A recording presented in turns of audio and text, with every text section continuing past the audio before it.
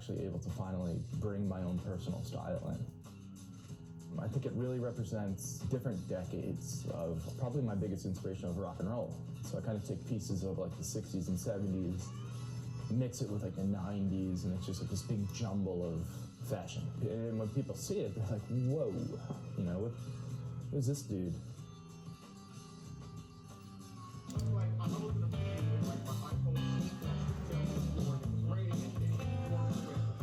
You made this, right? Christian Grainer hat. There you go.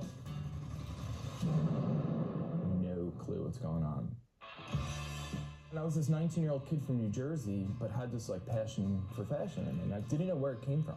And I just said to myself, I want to be a fashion designer. I feel like, you know, in an art environment, college it's okay, but there's only so much I can teach you.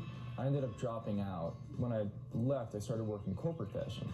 And I became this robot, you know, almost sucked into the corporate world of what everyone else is doing. And it got to a point where I was just like, I can't do this anymore. Like, this isn't who I am, and there's something inside that needs to come out. I'd rather be broke, you know, struggling, but putting my artwork out with my name on it. So basically, it was like my natural resources of my little, like, 8x8 space in my studio. And I was getting weird, you know, I was just so home, I was like a homebody. I would get up, I would shower, but I'd put like sweatpants on. And I'd go out and get coffee and a sandwich in sweatpants. I did a jacket for Gaga, I had the flu. I was literally laying in my bed with my dog under like 5 blankets, painting a jacket that she needed to wear like in a couple days on stage. Like, wow, like little do they know that I was in my bed making that jacket. You know, things started picking up big time. I was approached by a gentleman by the name of Jason Flom, who's the CEO of Lava Records. She paddleboards, she does everything. She hasn't started skiing yet, but that's only a matter of time. Having met Christian and, you know, seeing his work ethic and his sensibility, also what he had accomplished working off the floor of his basement on the Lower East Side of Manhattan, there were so many big stars, not little stars, big stars wearing his stuff who had just sort of found it. This is extraordinary. I approached him about the idea of getting involved.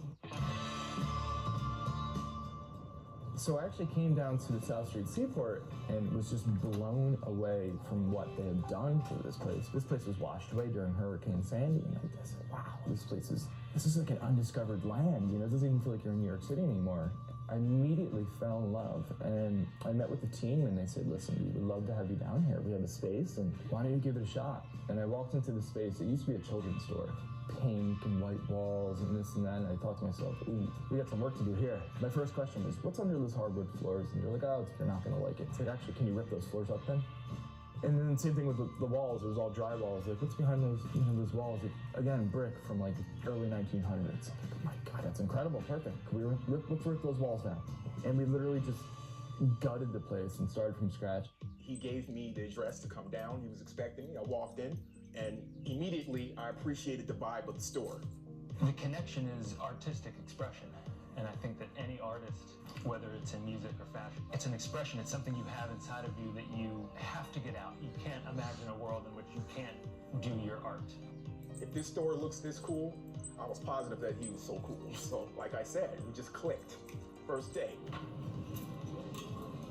I think the most surreal moment, you know, when I saw Axl Rose get up on stage in one of my jackets, and I was just like, oh my gosh, you know, like, I was literally just in my studio with that jacket was in my lap, like I was listening to this record. I remember the exact moment, and to see it in front of thousands of people, you know, on such an iconic figure was just, it was pretty surreal.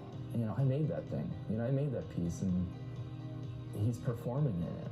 People are reacting, you know, to that piece and saying, wow, that's a beautiful piece. In the back of my head, I'm like, I didn't intend on that. You know, it just kind of happened. I meet so many different breeds of people. I have to say to myself, not everybody's getting on stage and playing in front of thousands of people. Some of my clients are going to dinner. Some of my clients are going to meetings. So I think to myself, I have to design for that. He's found a zone where I'm able to walk around and feel like a rock star, but not feel like I'm trying too hard. Whenever I wore the jacket, I got these crazy reactions from people. Like, people like coming up to me like, where do I get that? How do I get that? Like, girls asking me for my phone number. I was like, hey, this is nice. This is a turnaround, you know? The people that actually are into rock and roll, those are the passionate people. Those are the people that have been following it for years and they'll never not follow it in a sense. You know, and I feel my job is to introduce it to this new generation that doesn't know about the old rock and roll. And I want to teach that through my Christian Benner brand, in the sense that rich, famous, you know, own this beautiful house and have this and that. It's not about that for me. It's about inspiring others and showing others it's okay to be themselves. I just bought a record the other day. It was an old 90s record, and the woman was like, is that you on the cover? I was like, yeah. It's like such a stereotype. It's either, are you in a band or are you a tattoo artist?